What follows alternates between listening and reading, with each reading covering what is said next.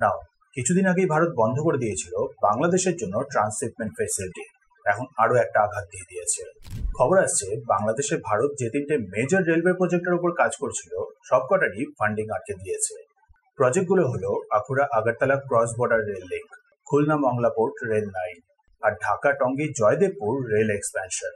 বাংলাদেশে যখন শেখ হাসিনার একটা স্টেবল সরকার ছিল তখন ভারত এই প্রজেক্টগুলোকে স্টার্ট করেছিল। কারণগুলো ছিল এর ফলে বাংলাদেশের মডার্ন রেলওয়ে ইনফ্রাস্ট্রাকচার ডেভেলপ হবে, কানেক্টিভিটি বেটার হবে, ভারতের সাথে আরো সহজে ট্রেড করতে পারবে, প্লাস ভারতও এই রেলওয়ে নেটওয়ার্কগুলোকে ব্যবহার করে নর্থ ইস্টে ভারতের রাজ্যগুলোতে ইজিলি সবকিছু পাঠাতে পারবে। ন্যারো শিলিগুড়ি করিডোরের উপরে বেশি নির্ভর করতে হবে না। কিন্তু বাংলাদেশে বর্তমানে পলিটিক্যাল ইনস্টেবিলিটি, লেবারদের সেফটি কনসার্ন, আর রিসেন্টলি মোহাম্মদ ইউনিসের ল্যান্ড অফ স্টেটস আর চিকেন নেক নিয়ে মন্তব্যগুলোর কারণে ভারত বাধ্য হয়েছে এই প্রজেক্টগুলোকে স্টপ করতে।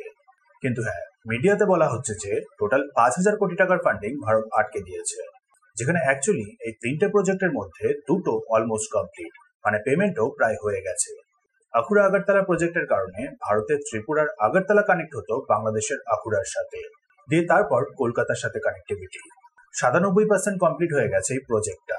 1250 কোটি হলো টোটাল কস্ট। 400 কোটি ভারত বাংলাদেশকে গ্রান্ট হিসেবে দিয়েছে, মানে পেমেন্ট করতে হবে না। বাকি 862 কোটি ভারতেরই আগরতলাতে ডেভেলপমেন্টের জন্য ব্যবহার হয়েছে।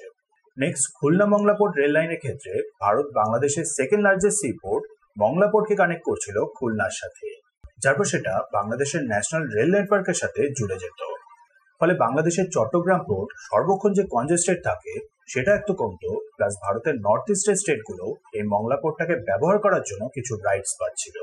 এটাও 96% কমপ্লিট। টোটাল ভারতের তরফ থেকে 3200 কোটি ফান্ডিং মিনিমাম ইন্টারেস্টে, যার ম্যাক্সিমামটাই ভারত অলরেডি পে করে ফেলেছে।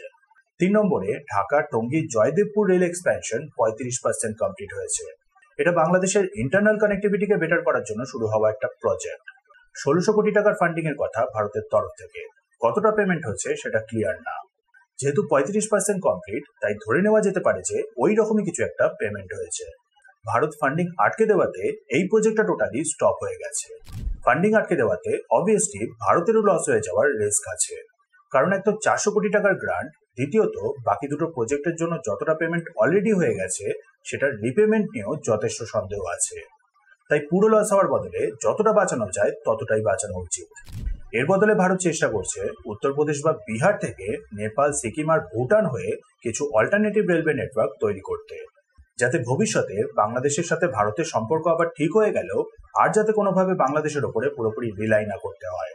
একদিকে বলতে গেলে এটা ঠিকই হয়েছে, লস হলেও ভারত এর ফলে একটা পার্মানেন্ট সলিউশনের কথা ভাববে শিলিগুড়ি করিডোরে।